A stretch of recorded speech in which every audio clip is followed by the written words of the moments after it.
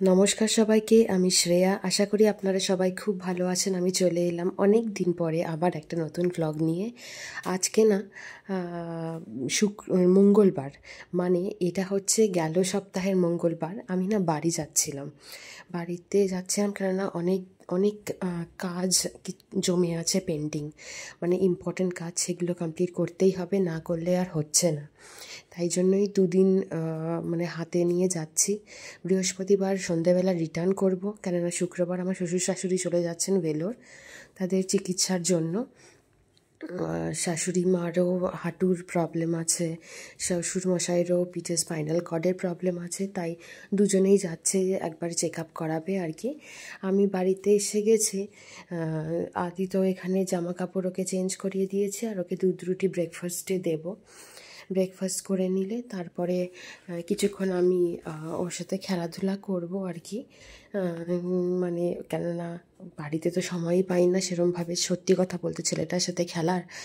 নিজের কাজে এত বিজি থাকি যে ওকে যে অনেকটা টাইম দেওয়া, ওকে ওর সাথে খেলা, সেটা না সত্যি হয়ে ওঠে না। মাঝে মাঝে আমার ভীষণ খারাপ লাগে, কিন্তু কি করব, আর কিছু করার নেই। দেখুন না, এখানে দোল দোল দুলুনি করবে ও নিজে নিজে। এখন তো অনেক কিছু বলে, তো ঘাড়ে বেয়ে বেয়ে উঠেছে, ওটা বলছে দোল দোল দুলুনি, পুরোটা বলতে পারে। তো ওই আর কি করছে, আমিও তাই ওর সাথে করলাম। এই বাড়িতে আসলে একটুখানি মানে অনেকটা কাজ যেগুলো বাড়ি মানে সোনারপুরে থাকলে করি, সেইগুলো করতে হয় না। কিছু কিছু কাজ মানে স্কিপ করে মানে করতে পারি, স্কিপ করতে পারি, কেননা এখানে লোক আছে, আমার মা আছে যারা আমাকে হেল্প করে দেয়, তো অতটা অসুবিধা হয় না। তাই জন্য কিছুটা সময় পাই ছেলের সাথে খেলার, ওইটাই করছি। তারপরে ফলের রস, মানে এখানে মুসাম্বি লেবুর রস করে দিয়েছিলাম, সেটাই ওকে খাওয়াচ্ছি। রসটা না খুব একটা ভালো ছিল না টেস্ট, তাই জন্য কেমন করছে আদি মুখটা দেখুন। তারপরে ছোটো মাসির ঘরে গেছিলাম, ছোটো মাসির ঘরে ওখানে একটা দিদি বসে আছে, যে আর কি সব কাজ টাজ করে দেয় মাসিমণির। তো তার সাথে দেখুন হাউ মাউ খাউ করছে, আর তার সাথে খেলা করছে, ছোটো মাসির সাথেও খেলা করছে, খুব মজা টজা করছিল। তারপরে তো দুপুরে খাইয়ে দাইয়ে ওকে ঘুম পাড়িয়ে দিয়েছিলাম। তারপরে আর কি বিকেলে উঠে ওকে মুড়ির ছাতু খাইয়েছিলাম। ও আর কি স্লেটে আঁকিবুকি করছে, আমিও এই ফাঁকে ওকে খাইয়ে দিলাম। খাইয়ে ঠাইয়ে দিয়ে তারপরে না বাকি যে দুদিন ছিল, সেদিন আমার এত বিজি কেটেছে যে ব্লগ করার সময়টুকুও পাইনি, মানে ব্লগ করার মতন মেন্টালিটিও ছিল না। এই দেখতে দেখতে দিন দুটো যে কীভাবে কেটে গেছে, মানে কি বলবো আপনাদের। বৃহস্পতিবার সন্ধেবেলা আমরা ফিরে এসেছি, আর তারপরে এটা হচ্ছে শুক্রবার দিন, যেদিন অলরেডি আমার শ্বশুর শাশুড়ি চলে গেছেন ভেলোর।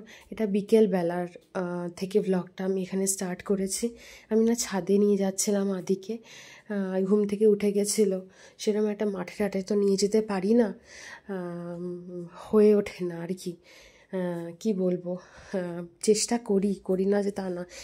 সামনে একটা মাঠ আছে, আমন্ত্রণী মাঠ বলে, কিন্তু এত মশা ওখানে, এত মানে মানে কি ও। আর তারপরে আরেকটাও ব্যাপার আছে, ও ঘুম থেকে উঠে যেই টাইমে ওঠে ড্রেস পরিয়ে ওকে নিয়ে যেতে যেতে না সন্ধে হয়ে যায়, তাই আর নিয়ে যাওয়া হয়ে ওঠে না। তাই আজকে ভাবলাম যে ছাদে নিয়ে যাই, ছাদটা খুব পরিষ্কার পরিচ্ছন্ন, আর ও ওখানে বেশ ছোটাছুটি করে খেলতেও পারবে।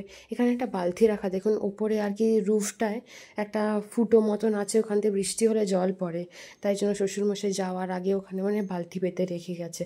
ও তো খুব মজা করেছে, অনেকটা খোলা জায়গা পেয়েছে তো, সেখানে দৌড়াদৌড়ি হুড়োহুড়ি খুব মজা করছে। এই জন্যই আমি নিয়ে এসেছিলাম, যাতে একটু ছোটাছুটি করতে পারে।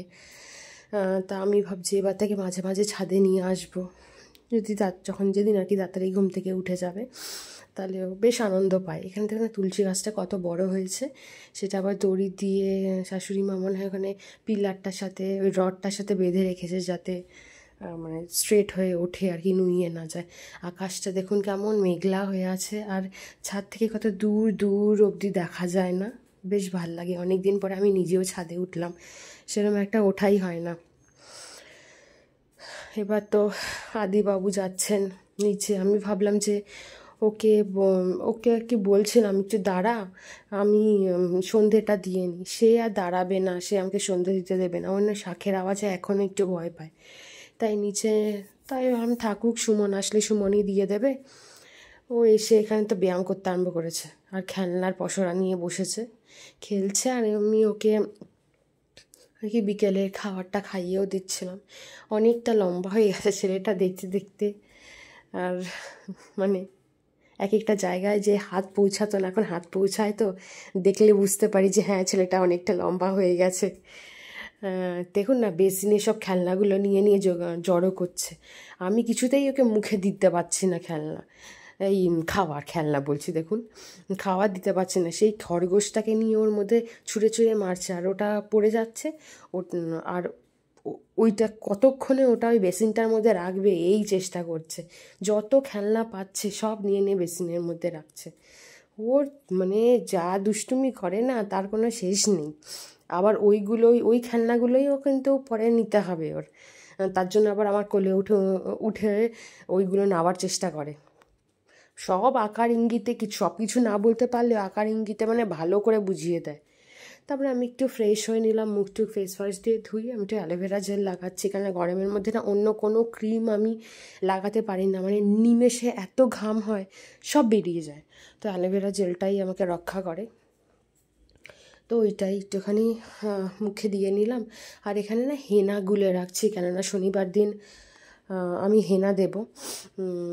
তো এখানে হেনা যতটা আমার চুলের লেন্থ অনুযায়ী আমি হেনা পাউডার নিয়ে ওর মধ্যে যা যা দরকার মিশিয়ে নিয়ে হেনাটা ওভারনাইট আর কি গুলে রেখে ওভারনাইট আর কি ওটাকে থিতু হতে দিস, যাতে পরের দিন সকালে ইজিলি দেওয়া যায়। আর যেদিন হেনা দিই না সেদিন খুব তাড়াতাড়ি উঠে যাই আমি, কেননা চটপট করে দিয়ে নিলে না পরে স্নানটাও তার সেই অনুযায়ী তাড়াতাড়ি করতে পারবো। আর ছেলে ওঠার আগে দিয়ে নিতে পারলে আমার খুব সুবিধাও হয়, নাহলে আদি একবার উঠে গেলে তো ভীষণ অসুবিধায় পড়ে যাব না। তাই তাড়াতাড়ি করে নিই। যাই পেপারটা দিয়ে চাপা দিয়ে রাখলাম। আর এইদিকে সুমনও চলে এসছে।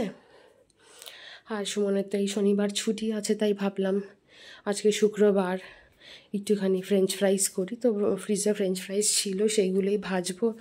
আর আমরা আজকে না ওটস খাবো, আর ডিম সিদ্ধ করে রেখেছিলাম। ওটস আর ডিম সিদ্ধ আমাদের ডিনারে থাকবে।